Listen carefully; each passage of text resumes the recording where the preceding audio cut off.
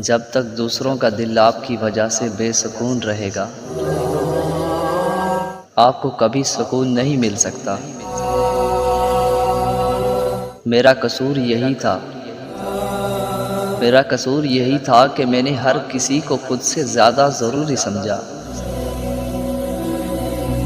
वक्त तो गुज़र ही जाता है, याद रह जाता है तो अच्छे और बुरे वक्त में अपनों का रवैया। नफ़रतों के बाज़ार में जीने का अपना ही मज़ा है। लोग रुलाना नहीं छोड़ते और हम हंसना नहीं छोड़ते।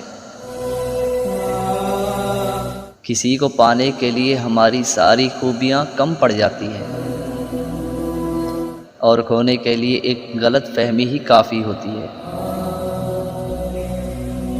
दिल से बड़ी कब्र कोई नहीं, दिल से बड़ी कब्र कोई नहीं।